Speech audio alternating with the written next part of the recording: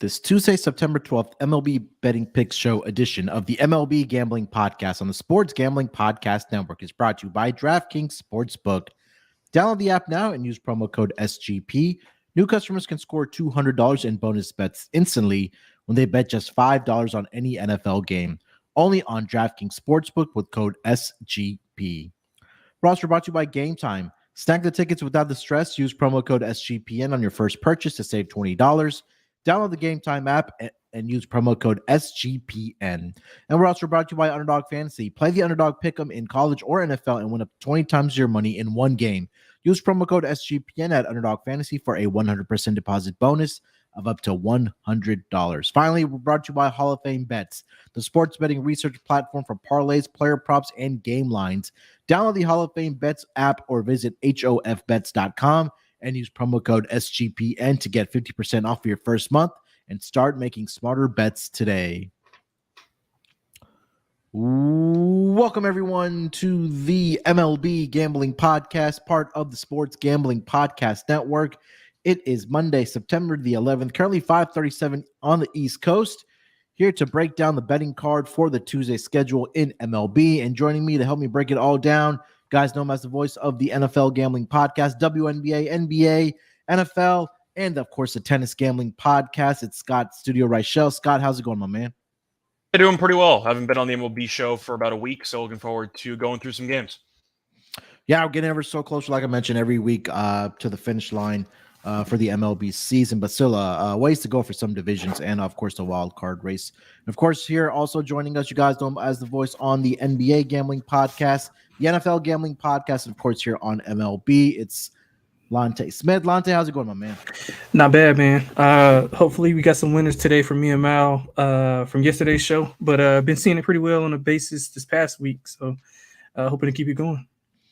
Yeah, definitely some, I guess, I don't want to say value, but maybe the lines are maybe a little bit cheaper, or maybe to find some value with NFL and college football. Maybe the books aren't really paying attention to MLB right now, but hopefully we can definitely take advantage of that before the season does end. 15-game schedule on the board for Tuesday as usual.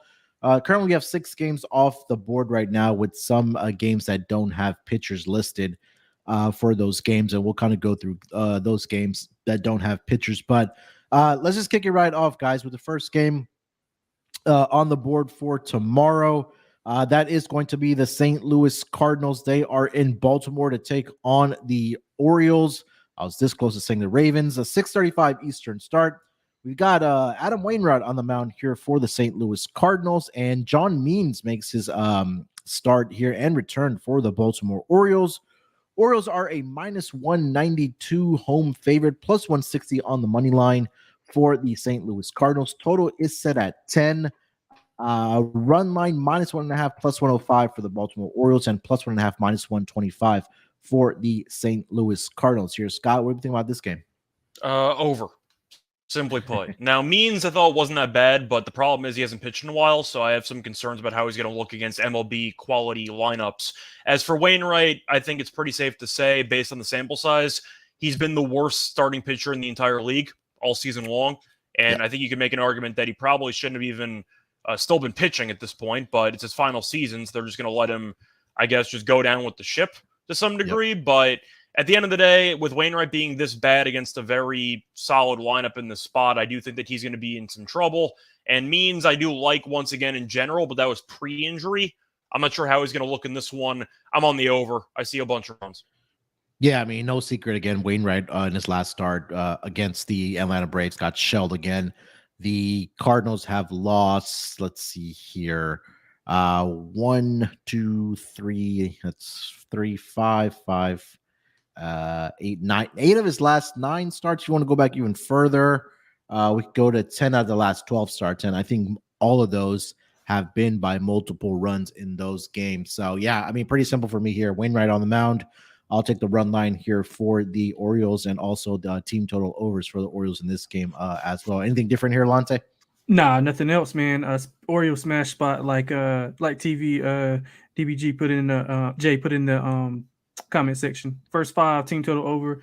I am concerned with the distance or what kind of restrictions Means will be on. I mean, he hasn't pitched since like 2022, and then he had a setback when he was supposed to come back with his back. So, be interested to see how that works. But I mean, I'm pretty sure they're going to get behind him here and make this start worthwhile, get him his first win in over a year. So, I was a big fan of Means. Well, not a big fan, but I was a fan of Means before the injury, like Scott was.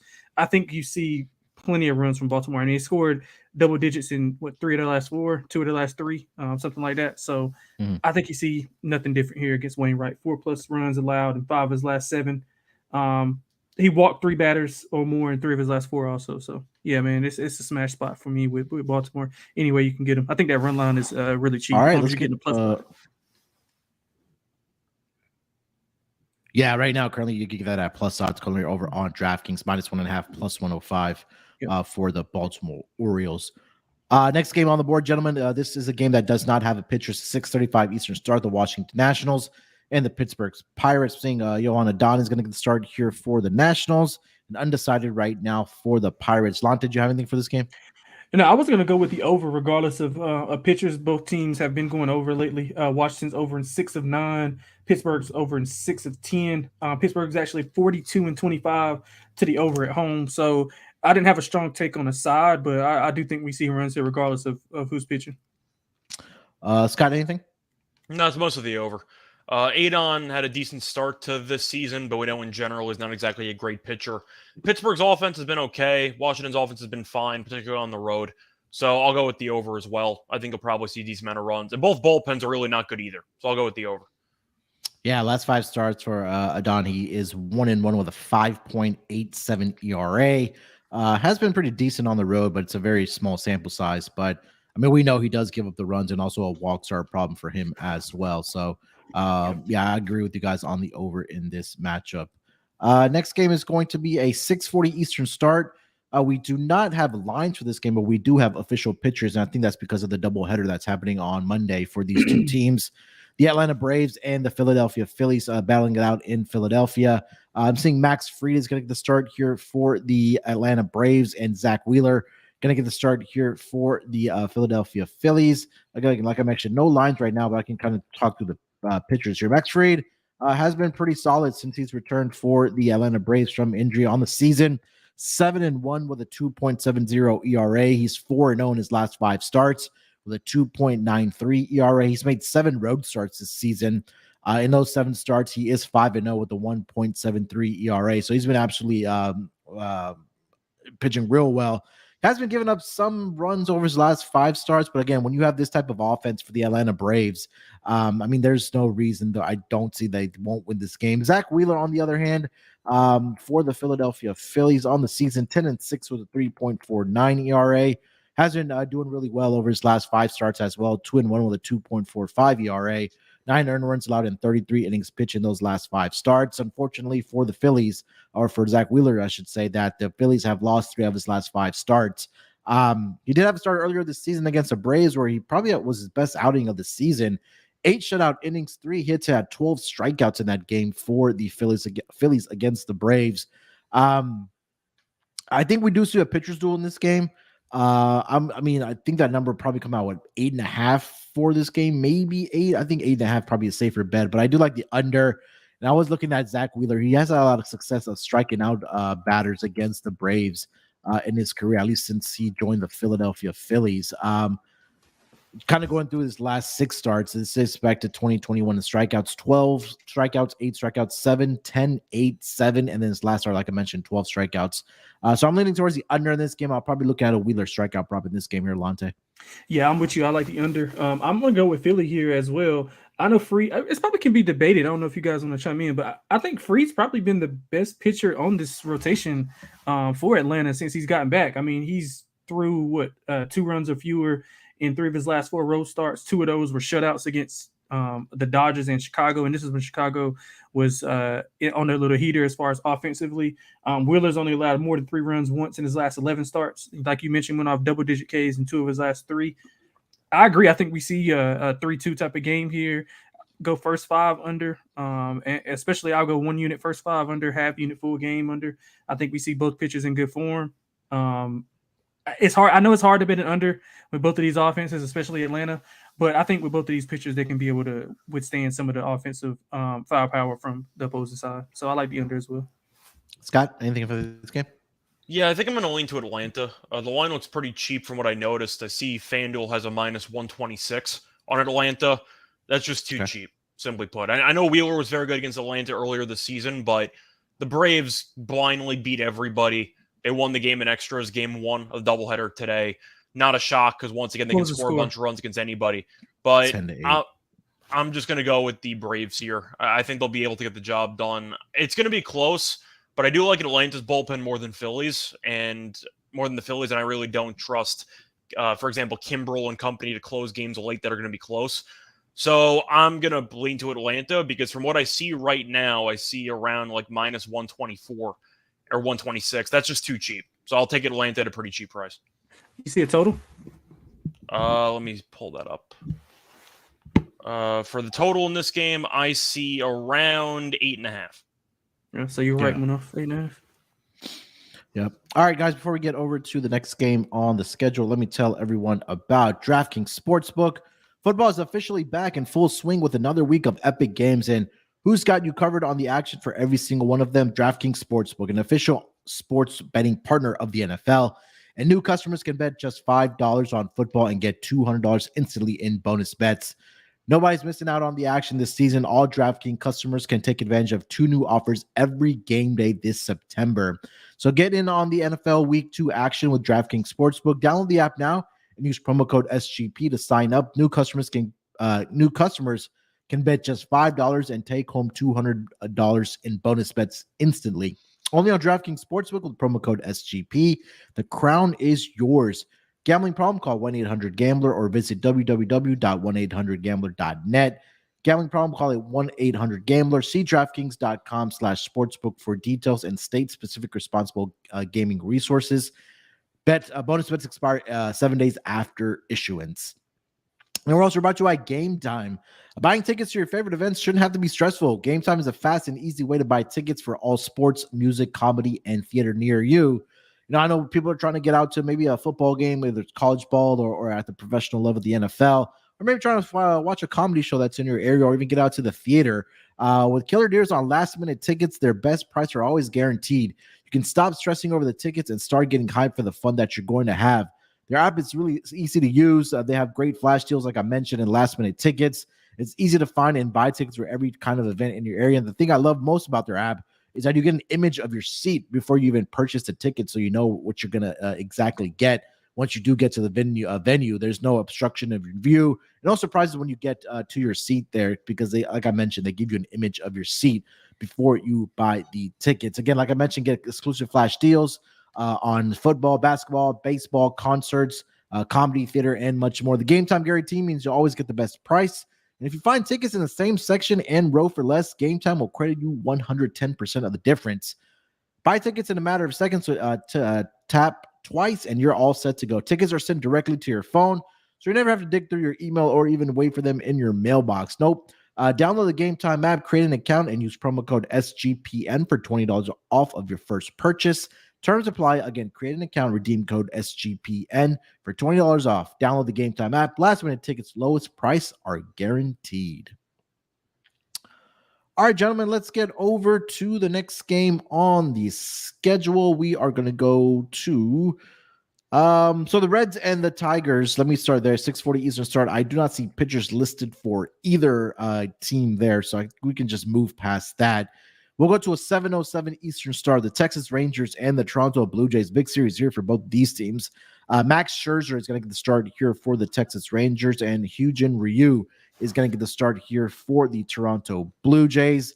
Currently seeing lines of -112 for the Toronto Blue Jays and -108 for the Texas Rangers.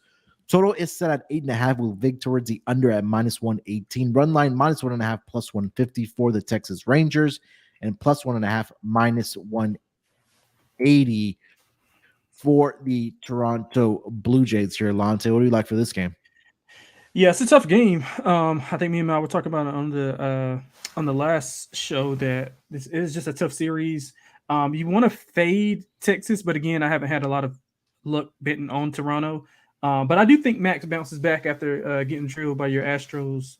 Ryu has been solid since the return, 2 runs or fewer in 6 straight outings. But Toronto's success as of late has been opponent based. I think they played Kansas City and Oakland. So that's kind of bolstering some of their metrics and their overall record. But I'm going to go with the under, and I'm going to go with Texas here. I mean, Texas have scored 3 runs or less in 4 of the last 5 games. Toronto is 60% to the under in their home games. Texas 55% to the under in their road games. I think we got 2 pitchers in good form, similar to the handicap that we just gave with Atlanta and Philadelphia. Munaf, I think we see a low-scoring affair. I think we might, 3-2, 4-3. That'll get us under the total, and I lean to Texas to win the game outright. What do you got? I'm going to go with Toronto. I can't trust Texas. I've been roasting this team for a month, and they're still playing bad baseball. Now Garcia's on the IL, so they're missing their main RBI guy, key piece in the center of that lineup. But Scherzer's also been pretty underwhelming, and I might be being a bit generous when I say that. He's really bad. Ryu's been solid for the most part this season, but looking at the actual line and the current form, the Rangers are also below 500 on the road, and the Blue Jays are 8-0 at home, so there's a home field advantage there. But Texas won a series against the Athletics over the weekend. Congratulations. That was their first series win since beating the Mets about 2 weeks ago or so, but they've been a train wreck. I mean, they might miss the playoffs, but I can't trust this team, especially with Garcia being out of the lineup. I'll take Toronto. Yeah, big series for both of these teams, obviously for playoff implications, man. I mean, the Blue Jays have been my kryptonite this season. Anytime I back them, they absolutely they shit the bed, and their offense can't just get going. Yeah. And I mean, Scott mentioned, he hit the nail on the head that can you really trust this Rangers team after what they've kind of put together over the last, I guess we could say, the month for this team. And with Garcia now being out for at least 10 days on the IL, that takes a big hit to their lineup there as well. I'll lean here with the Blue Jays. I can't trust Max Scherzer, like Scott mentioned. Ever since he's coming over to Texas, he just hasn't been very good. I think he's had one good start, if that, since he got traded over to the Texas Rangers at the trade deadline. I'm trying to pull it up exactly. I think it was like one start there where he was pretty good. Yeah, it was against the Angels. Congratulations. 7 shutout innings. He had 1 hit, but last start got shelled by the Astros. He did pretty well against the Twins, 6 shutout innings. But he does give up the runs as well. So I'm going to go with the Blue Jays here with a grain of salt. Right now, currently at -112 over on DraftKings. Next game on the board, we are going to go over to, let's go to a 7:10 Eastern start. AL East battle between the New York Yankees and the Boston Red Sox. Carlos Rodon gets started here for the New York Yankees, and Nick Pivetta gets started here for the Boston Red Sox. Red Sox are a -122 home favorite, +102 on the money line for the underdog visiting team, the Yankees. Total is set at 9.5 with juice towards the under at -118. Run line -1.5, +160 for the Yankees, and +1.5, -192 for the Boston Red Sox here. Scott, what are you liking about the Yankees and the Sox here? Rodon's pitching? I'll take Boston. Yeah. I don't really have much more to add than that. Rodon's been terrible. There's really no way around it. He's either been terrible or injured, and he's back. So I don't trust him at all. I think Boston tees off against him. Pivetta has not been good against the Yankees historically, but he was good against the Yankees about a month ago when they faced off. So he pitched well. He might have given up 1 run. I think it was a pretty solid outing by him in general. But the Yankees had a weird win yesterday where they got no hit for 10 innings and they won in 13, which I don't think I've ever seen before. But horrible beat if you had the over. I mean, if you had the under. I was going to say they pulled it off. It wasn't good, but they won the game. Now Dominguez needs serious elbow surgery. He's done for the year and then some. Yeah, the team just stinks. They're last in the league in hits. They're behind Oakland for hits per game. You know how hard that is to do? Oakland's one of the worst teams in the history of the sport. They have less hits than the A's per game. I'm going to take Boston. I think that even though Pivetta isn't good, he's good enough to beat this lineup. And Rodon, once again, I just think has been an absolute mess this season in general. I'm going to take Boston. It's a pretty cheap price. If it was a month ago, the Yankees would have been favored. But the point is, I do still like the number here. The Red Sox should be bigger favorites in this spot. I'll take the Red Sox. I can't trust Pivetta, and I definitely don't trust Rodon, which just tells me that I'm going to take the first 5 innings over here in this game. Pivetta this season has been pretty good against the Yankees. I'm sorry. He's been terrible historically, but this year, historically, yeah. But this season they've kind of brought him out of the bullpen, or kind of been a long stretch innings guy. Mm-hmm. He did have one, I guess, I don't know if it was a starter or just he came in after an inning or two from a spot starter, but that was back on August 20th, 5 innings. He allowed 3 hits, 2 of which were home runs, solo home runs. Did have 8 strikeouts in that game as well, but again, I just don't trust him. So I'm going to just fade both starting pitchers here. Give me the first 5 over in this game here. Lonte, what do you like? Yeah, I like the full game over. Yeah, I know Rodon, he hasn't been good, but at small sample size, of course, last 2 road starts, 4 runs allowed on 7 hits. That was against 2 good offenses, Tampa and Houston. So maybe he can take that confidence with him in here against his Boston lineup. But I like the over even more. I can't trust either pitcher, like both of you guys mentioned. Boston's 8-1-1 to the over in their last 10. They've also owned the Yankees as of lately, won 5 straight. The last 3 of those 5 have went over. So I think we see some runs here. I don't think we need to just break it down even more. I think we see runs. I'll play Boston on the run line at a nice plus price. All right. Before we get over to the next game on the schedule, let me tell everyone about Hall of Fame bets. Win bigger by betting smarter this NFL season with Hall of Fame bets, the sports betting analytics platform for parlays, player props, and game lines. Research every NFL, NBA, MLB, and soccer bet with historical stats and data. Enter any parlay idea into Hall of Fame bets revolutionary parlay optimizer tool to get hit rates broken down by leg as well as an expected probability for the entire parlay. Sort all players by hit rate for any bet to learn which players are hot and which picks have value. Stop betting in the dark and join over 30,000 users researching with Hall of Fame bets to craft more intelligent, data-driven parlays. Download the Hall of Fame bets app or visit hofbets.com and use promo code SGPN to get 50% off of your first month today. Start researching, start winning bets with Hall of Fame bets. And we're also brought to you by Underdog Fantasy. Underdog Fantasy has a way to play alongside your favorite football team all season long with your fantasy pick'em game. You pick between 2 to 5 players, select whether they'll go higher or lower on one of their stats, then do what you usually do spending your Sundays. That's watching the games. You can win up to 20 times your money in a single game by going 5 for 5. It's a fantasy game, but you can win real money. So watch along, make your picks, and maybe make a little cash over on Underdog's mobile app or their website, underdogfantasy.com. And when you sign up with promo code SGPN, Underdog will double your first deposit of up to $100. Again, that's Underdog Fantasy, promo code SGPN. All right, boys, let's get over to the next game on the schedule. That is going to be a 7:10 Eastern start. The Arizona Diamondbacks, they are taking on the New York Mets. Ryan Nelson is going to get the start here for the Arizona Diamondbacks, and Jose Butto is going to get the start here for the New York Mets. Looking at the lines for this game, let me see if I see lines here. I think this was one of the games that had pitchers, but no lines up yet. Let me refresh the page here. Yeah, no lines I don't see yet. I see some ones. Okay, what do you got, Scott? So I see the Diamondbacks are around minus 105, give or take. Okay. Mets are minus 115. And I see the over-under for this game is at 9.5. All right. Let me start here with Ryan Nelson for the Arizona Diamondbacks. 7-7 on the season with a 5.30 ERA. We've talked a lot about him on the pod this season, especially because of his home and road splits, where on the road, he's been absolutely fantastic for this team. 5-2 with a 3.18 ERA and 14 starts. At home, 2-5 with an 8.59 ERA and 11 starts, and it hasn't been very pretty for him against the Mets this season either. He did face him back on July 6th in New York, where he threw for 3 innings, this was a home start for him.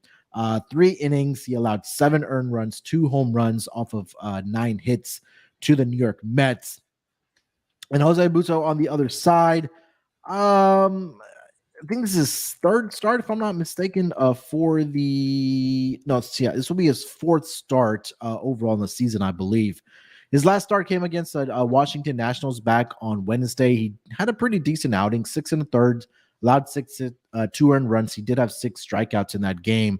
Unfortunately for the Mets, or at least for Butto here, that in his 3 starts this season, the Mets have lost 2 out of those 3 starts. I'm not sure I can trust either pitcher here. I think the line is kind of indicative of that, where the Mets are a very slight favorite here. I want to say that Ryan Nelson does pitch better, obviously on the road because we talked about his home and road splits here. But maybe this Mets team has his number here. I'll root. I think this might be another game where we do see runs. I think that the total is kind of indicative of that at 9.5. I'll go with the over 8.5. If you had a gun in my head, I'll lean with the Diamondbacks. But I like my more favorite play in this game is over 9.5 here, Lonte. Yeah, I'm with you. I don't trust Nelson at all. It was a really tough game for me. I couldn't really pick a side, but Nelson has allowed 5+ in 3 of his last 5. It's also getting hit pretty hard. 7+ hits allowed in 5 of his last 8. You know what? I was like going to play the over, but I was starting to dig into some of the metrics. The Mets are 66% to the under in their home games. Like that's a lot of unders at home, and especially against a team who can't score a lot of runs in Arizona. They've went under in 7 of their last 10. I'm gonna lean over with you just because of the erraticness of Nelson. But I don't love it at all. I don't love it at all, especially after digging into those numbers. But that'll be what I do. I'll lean to the over. If I had to make a play, I'd play Arizona. But like you said, I don't love it. Scott, what do you got? I'm going to lean to the Mets first 5. I just think in general the Mets have I can't say better starting pitcher, but Budo is okay. And you're looking at Nelson, who's been a mess lately. Lonte mentioned how bad he's been over the last month or so. He also has not been good against the Mets in general. But I do think I'm going to take the Mets first 5. Both bullpens are atrocious, so I'm not going to bother with that angle. But I will go with the first 5 Mets. Budo might not be great, but he's fine. I can handle a serviceable starter in this outing. I think that Nelson is probably likely to struggle, so I'll go with the Mets first 5 in this one. All right. Next game on the board is going to be a 7:40 Eastern start between the Kansas City Royals and the Chicago White Sox. Jordan Lyles gets a start here for the Kansas City Royals, and Touki Toussaint is on the mound here for the Chicago White Sox. No lines for this game either. Scott, do you see anything different there? Looking at what I can find, let me just see. Kansas City. I don't think I see anything. All right. I mean, it's Jordan Lyles Day on the road. I'll say that much. And Touki Toussaint hasn't been better either. So I guess I'll just root for runs in this game. I can't put my hard-earned money on either one of these pitchers. Jesus Christ. I'll mention this, that Jordan Lyles has faced the White Sox 3 times this season. He's 0-3 in those starts with a 5.12 ERA, 11 earned runs, and I think just 17 innings pitched here. But Lonte, you want to expand on this one? I love the over. I think it's an over series. The last series they played, all 3 games flew over. I think 13, 10, and 10 was the totals that they ended up exceeding. So I mean, Lyles 4+ allowed in 5 of his last 7, 11 home runs allowed in his last 5 starts. Toussaint, I want to like Toussaint a lot more than I'd already do, but his command is kind of throwing me off. And that's going to help the over, but it's going to hurt the case for the White Sox. He did pitch well versus Kansas City in his last start, 2 earned runs and 6 innings pitched. But again, I just don't see it happening again with the way he walks better. So I love the over. If I had to make a play, I'd lean with Toussaint first 5 instead of getting my money tied up in that White Sox bullpen. Yeah, I mean, these 2 pitchers I think met up in their last starts back last Wednesday. It was a 6-4 victory for the Chicago White Sox, and like you mentioned, for Toussaint, it's his command, man. He gives up a lot of walks. He's had 17 walks in his last 5 starts to only 23 strikeouts. So I definitely will be rooting for runs in this game here. Scott, what are you thinking about this game? Yeah, I think the over is the obvious choice, but I also am going to look at Toussaint first 5. It was good against Kansas City once again last start. He's been fine in general, does walk batters, but doesn't get totally killed via hit. So once again, I think that one, it's a trade-off. It's kind of like I don't want to say it's a Blake Snell thing. Snell walks a ton of guys too. He just doesn't give up the big bomb when people are on base. And Toussaint's done a better job of limiting the damage just by walking a couple of guys. Lyles, it's really tough for me to find an angle for Lyles when your record is 4-16. It's really incredible that the Royals have both Lyles and Greinke in the same rotation. When you look at the records for both pitchers, it's comical. I don't think I've seen 2 pitchers with that bad of a record, on the same team in a long, long time. It's almost impossible to have 2 pitchers that are that bad in the same rotation record-wise. I'm going to fade Lyles. It's worked out for most of the year. Worked out for most of last year too. Give me the run first inning. We'll go back to Yurfie? that one Yeah. with Yurfie. Lyles pitching, but Toussaint's fine. He doesn't bother me, but I do acknowledge once again the command concerns. I'd rather have walk issues than home run issues, and Lyles gives up a ton of them. So give me the White Sox to get it done in the first 5. 23 starts this season by Jordan Lyles for the Kansas City Royals. Royals are 4-23 in those starts. The Yurfie is 19-8, around 70% cashing for the Yurfie and Nerfie bettors if you obviously are betting the Yurfie. All right, guys, next game on the board is going to have a pitcher that is undecided right now for the Miami Marlins and the Milwaukee Brewers, 7:40 Eastern start. I am seeing Freddie Peralta is on this mound here for the Milwaukee Brewers and undecided right now for the Miami Marlins.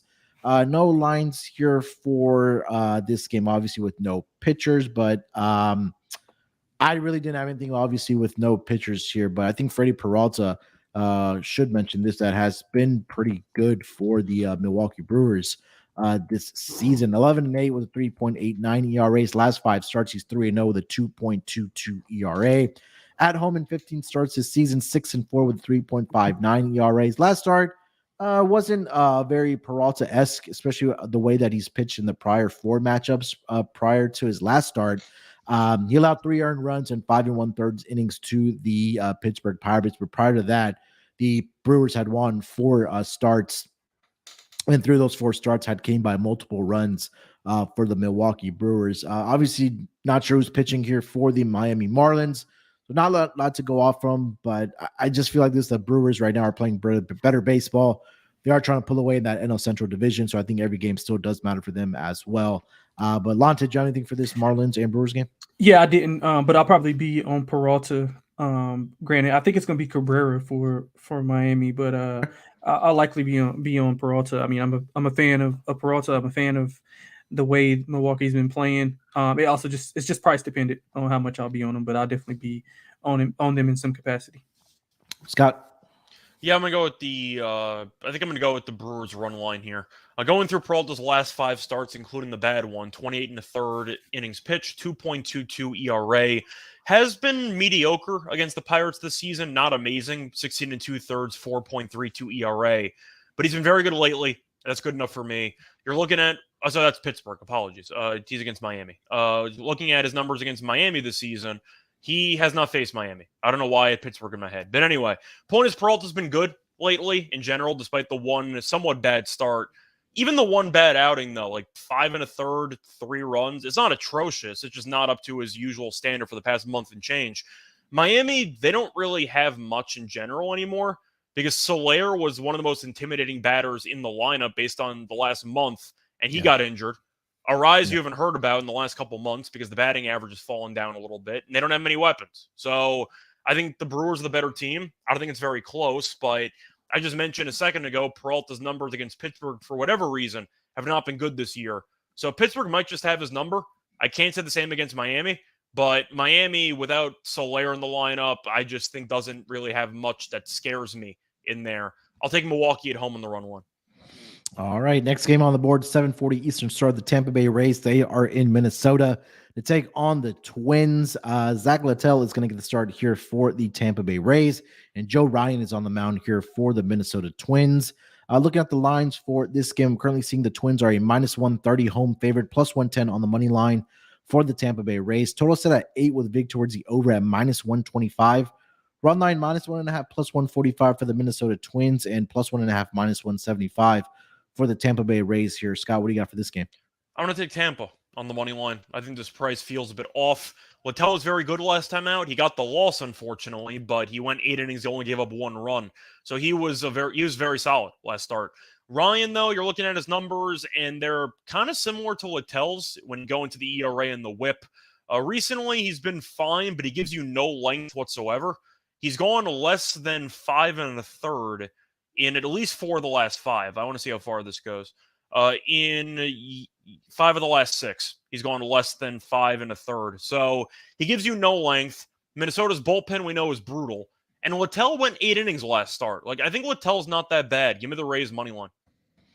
I mentioned this about Joe Ryan. He's been an over machine this season. The over is 9-2-1 in his starts at home, and then it's 10-2 in the first 5 innings at home this season. So maybe the Rays team total in the first 5 maybe worth a look here as well. But I'm with you, Scott. I do like the Rays here.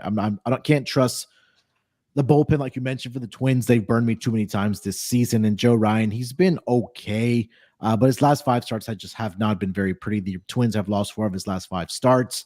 It's just been a lack of run support given to Joe Ryan in his starts here. So I'll go with the Rays here at the plus price as well. First 5, either Rays team total over or just a first 5 over in this game.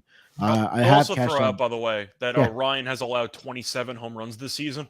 Yeah. In a hitters-friendly ballpark like Target Field, that's not a good combo when Tampa wants to hit a lot of home runs. Ryan might get into some trouble in this start. Yeah.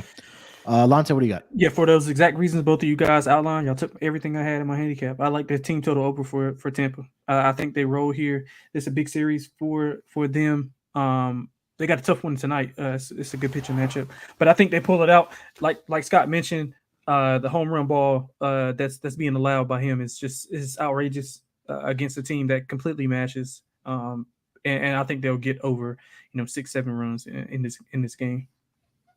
All right. Next game on the board is going to be a 8:10 Eastern start. The Oakland A's, they are in Houston to take on the Astros. JP Sears is on the mound for the Oakland A's, and Justin Verlander gets to start here for the Houston Astros. Looking at the lines for this game, I'm currently seeing the Astros are close to a $3 favorite, plus 240 on the money line for the Oakland A's. Total set at 8.5 with juice towards the over at minus 115. Run line minus 1.5, minus 135 for the Houston Astros, and plus 1.5, plus 114 for the Oakland A's here. Lonte, what do you got for this game? Not much, man. I mean, it's not really much to handicap for the $3 favorite, especially with Sears on the mound. So on 6/21, Sears pitched against Houston, 5 earned runs on 8 hits, 3 home runs, only had 1 strikeout. Verlander is looking to bounce back he had a bad home start. His last home start was pretty bad. I think he gave up 5 or 6 in that home start. Yeah, he gave up 6 to the Yankees. Yeah, so I think he'll bounce. Yeah, I think he'll bounce back here against a below average Oakland lineup. So I like Houston team total to go over. If you can find a reverse run line minus 2.5, I'd lay that as well. But no, I mean it's not much to handicap here, to be honest. Yeah, I faced his A team 3 times last season when he was with the Astros, 2-0 in those starts, 1.50 ER, 25 strikeouts in those 3 starts against the A's last season. Hasn't faced him this season. JP Sears on the other side for the A's against the Astros in his career. Faced them twice this season. Let me filter this down to this season. He is 0-0 with a 5.40 ERA. Last was back on July 21st, had 5 earned runs in 5 2/3 innings pitched, 3 homers he allowed to the Astros. So I think this has the Astros written over it. Astros run line minus 1.5 and team totals Astros here, or the Astros team totals here, Scott. Yeah, going into the series, I just figured Houston would sweep them, and every game would probably be decided by multiple runs. I don't see it changing here. Verlander was not great at last start, but I think once again we're looking at a pretty good spot against the bad lineup, the worst lineup in the league actually in terms of runs per game. But you're looking at Sears' numbers. He's been really good last 2 outings, given up no runs actually in 11 innings. The problem is he was at home for both those starts, and now he's on the road. And recently on the road, he's not been good. He gave up 6 runs against the White Sox, gave up 3 runs in 5 innings against the Cardinals. He's been vulnerable on the road, and I do think when you're looking at his results, they lose a lot of games he starts in because it's Oakland and they don't score for anybody. And with no run support and with the bad bullpen, he can pitch decently and it won't matter in the grand scheme of things. But give me Houston on the run line. This team at home has been pretty good this year. Not as good as usual, but still above 500. Yeah. The Athletics are on the verge of 100 losses. I think they're 30 games under on the road. They're really, really bad. Houston needs every game. They are up 2.5 right now in the division, but that division's a circus. You want to try to beat up on the bad teams to increase your lead. I'll go with the Astros here on the run line. I think Verlander brings his A game. Sears on the road this season, 2-6 with a 4.30 ERA in 15 starts for the A's. 4 games left on the board here, gentlemen. Let's go to an 8:40 Eastern start. The Chicago Cubbies, they are in the Mile High City to take on the Rockies. Javier Assad is going to get the start here for the Chicago Cubs, and Chris Flexen is on the mound here for the Colorado Rockies. Looking at the lines for this game, the Cubs are a minus 185 road favorite here, plus 154 on the money line for the Colorado Rockies. Total set at 12 with juice towards the under at -115. Run line -1.5, -125 for the Chicago Cubs, and +1.5, +105 for the Colorado Rockies. Another simple handicap here for me. Chris Flexen has just been absolutely terrible. An over machine as well. We talked about that with Joe Ryan being at home, and how his games have been going over. But Flexen 1-7 this season with a 7.36 ERA. Faced the Cubs earlier this season in 2 1/3 innings against the Cubs. He gave up 8 earned runs, 10 hits, 2 home runs, had 2 walks in that game. Got absolutely blasted. At Coors Field this season, he's 0-4 with a 5.89 ERA. And over his last 5 starts, 0-2 with a 6.12 ERA. The Rockies have lost 4 straight starts when he is on the mound. 3 out of the 4 have been by multiple runs. Meanwhile, on the other side, it's been a completely opposite story. Javier Assad has been solid for this Cubs rotation on the season. Just having a only 3-3 record, he does have a 2.83 ERA.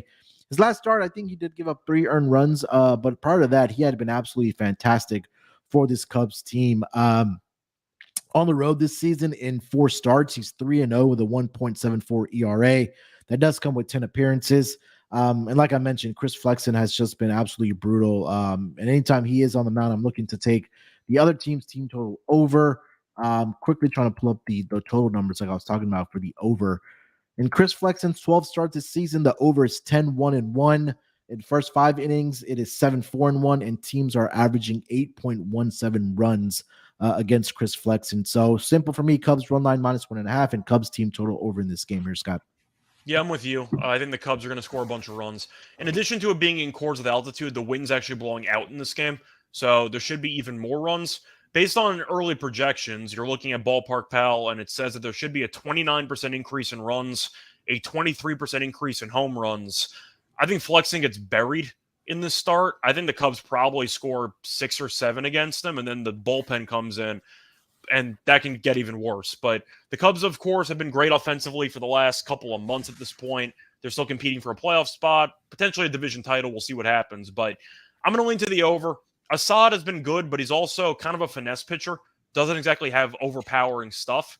I think in altitude, that's always tricky when you rely on the off-speed pitches and you're in altitude with the wind blowing out. I see a bunch of runs in this game. I like the over. But if the Cubs score 10 in this game, I would not be shocked. I think Bellinger might go deep. There's a lot of guys who can go deep on Chicago. So I'll go with the over in this game, team total over for Chicago. But I do think Colorado can get something against Assad. So I feel better about the over as opposed to the run line. All right, Lonte, what do you got? Yeah, short and sweet, man. I'm not even going to waste your time. I like the Cubs on the run line. Like you mentioned, I like the team total to go over. All right, next game on the board, 9:40 Eastern start. We got the LA Angels. They are in Seattle to take on the Mariners.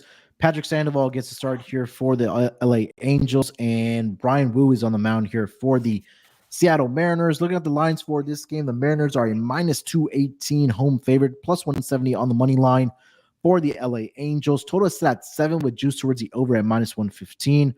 Run line -1.5, +102 for the Mariners, and +1.5, -122 for the LA Angels here.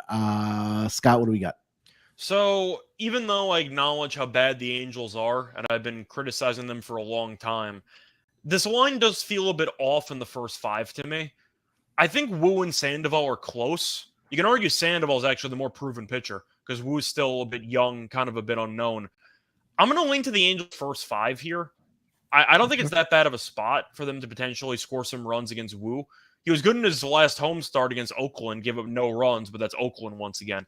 But Sandoval's had an issue with his command recently. As a whole, though, once again, I think these pitchers are comparable.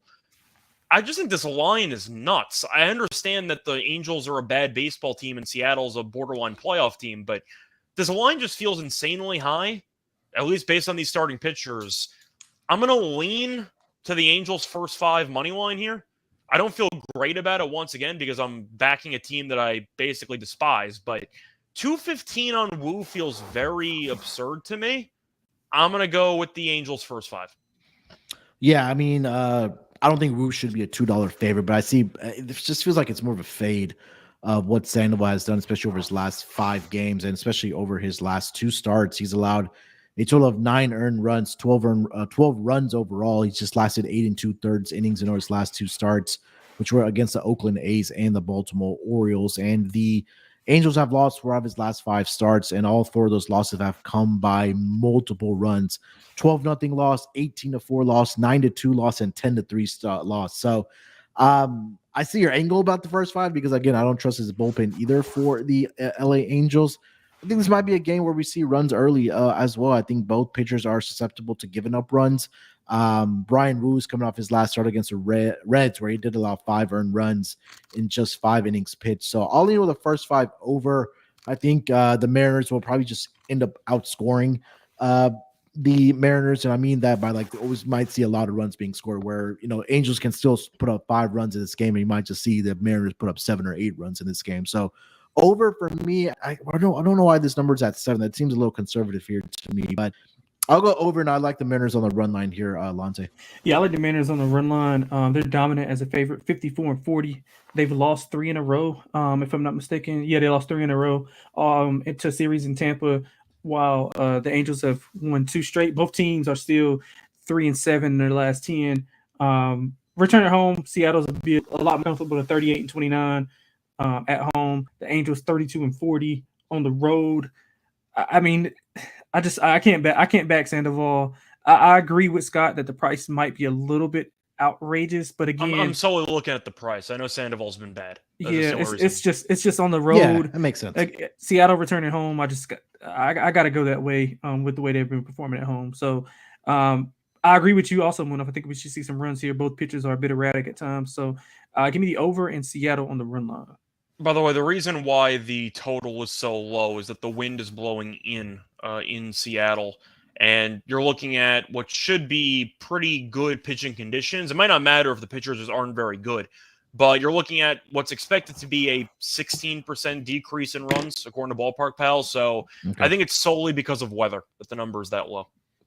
All right, guys. 2 games left on the board here. Let's go over to a 9:45 Eastern start. Cleveland Guardians, they are in the Bay Area to take on the Giants. Cal Quantrill gets started here for the Cleveland Guardians, and Sean Manaea is on the mound here for the San Francisco Giants. Looking at the lines for this game, the Giants are a -142 home favorite, +120 on the money line for the Guardians. Total set at 8.5 with juice towards the under at -118. Run line -1.5, +150 for the Giants, and +1.5, -180 here for the Cleveland Guardians here. Lonte, what do you got for this game? Yeah, you got to fade Quantrill here. I agree. He had back-to-back good starts. Prior to that, he's allowed 25 runs in the previous 4 games. His home road splits are pretty staggering. San Francisco 3-game winning streak. Cleveland's lost 3 or 4. San Francisco's also really good at home, 41-31. Cleveland 8 games under on the road. I mean, even though it's going to be a spot start, with Manaea is probably going to throw 2 or 3 innings here. It's just something that San Francisco is accustomed to. So I don't think it's a big deal. I think San Francisco rolls here. Give me San Francisco on the run line. Scott? I'm actually going to go with Cleveland first 5. I think looking at this spot, I'm not a Quantrill guy at all, but I have to at least acknowledge since coming back off the IL, he's been solid. Yeah. He's given up 2 runs in 12 innings, and I'm looking at Manaea's recent numbers, and even though he tends to go just 3 innings, he has given up some runs in like 4 straight outings, so I'm not sold on his current form. It's most of the price. I said Sandoval in the last game, even though he has not been in good form lately because of the price.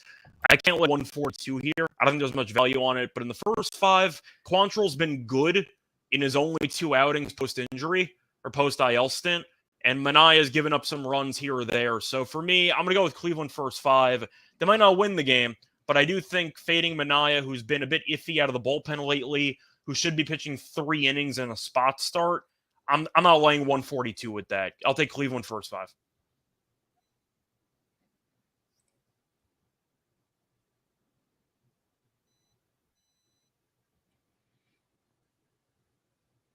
Yeah, I agree. I know Quantrill, and that's another pitcher we talk about, like teams that we can't figure out.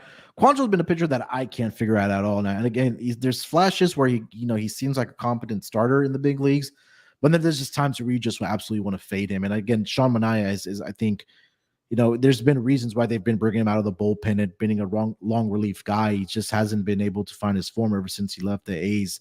I know he was with the Padres last season, and then this season just can't find his form with the Giants. So, and again, Quantrill over his last 3 starts, and this goes back to prior. I mean, he faced some pretty good offenses in the Orioles, the Cubs when they were, racking up runs, and then back obviously when you face the Braves.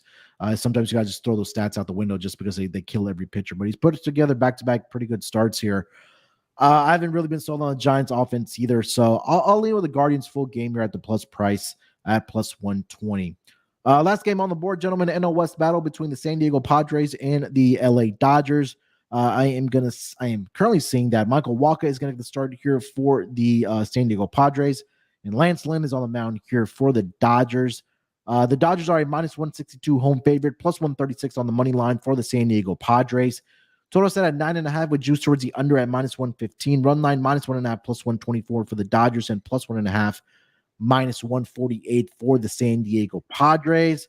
We're all kind of waiting for Lance Lynn to come back down to earth, and he finally did it over his last two starts for the Dodgers. In his last two starts, he's allowed a total of 15 earned runs in 9 innings pitched. He's allowed 6 home runs, 5 walks to only 2 strikeouts over the last 2 games. Last 2 games were against the Braves and the Marlins of all teams. And I know the Padres have been probably the biggest disappointment this season as far as the type of talent that they have on their team. I like what I've seen from Michael Wacha this season, and I want to say he has also struggled over his last couple starts here. Let me see if I can. I think he was good against the Giants about a week or two ago. Yeah. He's his last start was against the Phillies, 4 innings, 3 earned runs. Not going to take a lot away from that. Against the Brewers, he gave up 4 earned runs in 5 1/3 inning. He's allowed 4 home runs, he's allowed a home run in 4 straight games against the opposition. I think this might be a game where we do see runs. I'm not putting my money on Lance Lynn here, especially after his last 2 starts. I think there may be some value here on the Padres within the first 5 innings. I think that they can get to Lance Lynn here for sure. I think Michael Wacha can go along okay here. Again, but I would not be surprised with these 2 offenses if they do put up runs here. But I'll lean with the Padres in the first 5 innings. I do like the over at 9.5. Dodgers offense speaks for itself. Padres offense definitely has potential. They were able to put up some runs against the Astros over the weekend series. So maybe that carries over in this matchup against the Dodgers here. So I'll go with the Padres first 5 inning money line and then over 9.5 here, Lonte. Yeah, I like the over. I agree with you. All the metrics were pointing, even though Lynn had, his numbers said, the counting stats said that he was good. You saw the advanced metrics say he was going to come down to earth, and he did. Dodgers just own San Diego, though, man. They've won 4 or 5 versus them. Wins by 6, 5, and 4. San Diego is really poor on the road. I think they're like 12 games under. The Dodgers are 13 under. 13 under, yeah. So the Dodgers are really good at home. They've lost 6 of 11 or 7 of 11, or they lost 6 of the last 10. So I think they bounce back here. I think we see runs. I'll just go ahead and get more bang for my buck here and play the Dodgers over on the run line, because I think if they win, they're going to win convincingly, as they have been against the Dodgers. I mean, as against the Padres all year. So give me the Dodgers on the run line. Love the over. Which you want to? Scott? Yeah, I'm going to lean to the over as well, with Lynn's recent form and with Wacha being a bit shaky recently. But I do have to point out the Dodgers are 8-2 this season against San Diego, and 7 of the 8 wins have been by multiple runs. Yeah. They own this team. And for the last couple of years, you kind of had a big brother, little brother syndrome, which was somewhat negated in the playoffs because San Diego actually won a playoff series against the Dodgers. But this year it's going back to normal. San Diego just can't beat this team. So I'm going to go with the over. I am going to lean to, once again, looking at the Dodgers potentially on the run line, but it is a bit tricky with Mookie's recent injuries, and I don't know if that's going to take that a ton away from the offense, but the team's been in just mediocre run lately. They have not exactly been doing much, so I'm going to lean to the over. I think you'll see runs in this game from either team, so maybe both. So I'll go with the over in the spot. All right. That is the last game on the board for the Tuesday schedule. One order of business left. Before we wrap up this episode, that is going to be our lock and dog for the Tuesday schedule. Scott, you want to lead us off? Sure. So for the lock on the show, I want to just quickly try to guesstimate what the team total is going to be for the Cubs against the Rockies, because it's at 12 and they're a pretty big favorite. Like, it's not going to cross 7.5. Juice 6.5, probably 6.5. Yeah. I think I'll take that. I'll take the Cubs team total over at 6.5 against Flexen. I think they kill Flexen. The Cubs offensively has been great for the last couple of months. Flexen's been terrible, either at home, on the road, doesn't really matter. But the point is, I do think the Cubs have a lot of firepower. I mentioned the weather. There should be wind blowing out as well as being in altitude, so you might see even more runs. That game itself, if Colorado shows up offensively, you might see north of 17 runs. Like, I could see a ton of offense in that game. Give me the Cubs team total over 6.5, guaranteed 9 at-bats as well, because they're on the road. So I'll take that as my lock. For my dog, do I dare trust Means for -1.5 at +105? That's really the question I'm stuck with here. I want to consider Red Sox run line, but they're doing that BS thing with the reverse run line, so it has the Red Sox at +1.5 instead of -1.5. I see a never mind. That's for today's game. Sorry. Yeah. So you know what? I think I'll just do it on principle. Even though Means could struggle off the IL, we'll see what happens. Fading Wainwright is too fun. I'll take the Orioles +105 on the run line. All right, Lonte, what do you got? Yeah, so in the Yankees game, Yankee and Boston game, I'm gonna go over 9.5. In that game, Boston should wreck Rodon. If they don't, something is really, really wrong. But I think both offenses can have some success. We mentioned Pivetta and his struggles overall. So I think both offenses could have some success. I know it's a lot to trust the Yankees offense to score runs here, but I think we can get it. I think we can get over. If they get us to 3, maybe 4, definitely I think we can get over this number. So I like over the 9.5 for my lock. For the dog, I'm going with Philadelphia on the money line. I think that's like what, +118, 119, Munaf? What's the best you can get? Let me check. I'm assuming it's around there. I see 124. Oh, I don't know if that's a fake line or not. I'll go with like 110.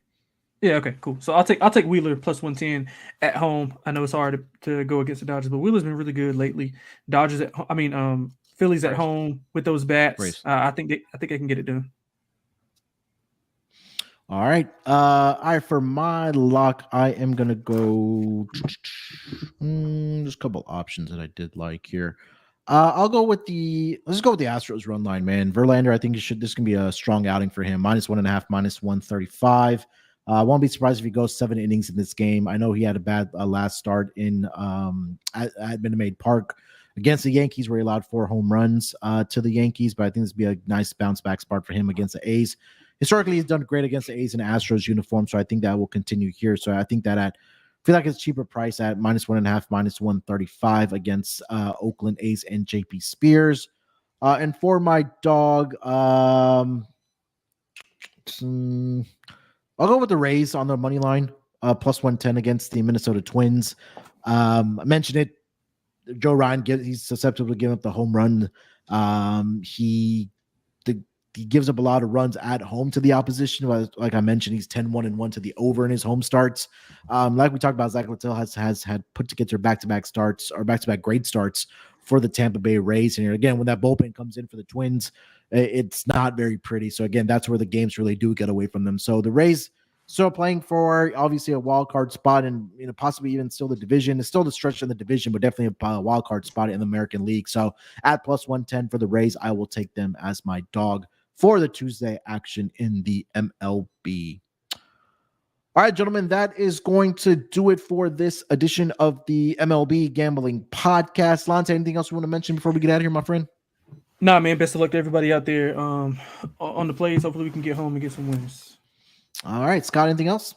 No, looking forward to the baseball games tonight. Looking forward to Monday Night Football. Should be fun.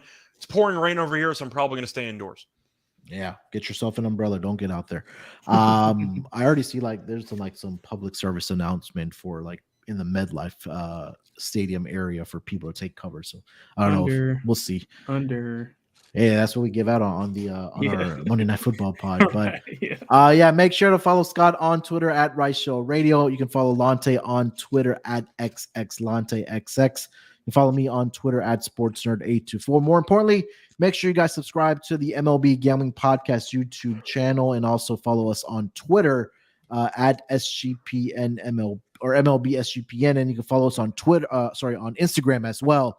MLB Gambling Podcast. Definitely give us a follow on Instagram as well. We'll be back tomorrow in some form or fashion for the Wednesday schedule. Till then, good luck with your bets. Let's break these books off and let it ride.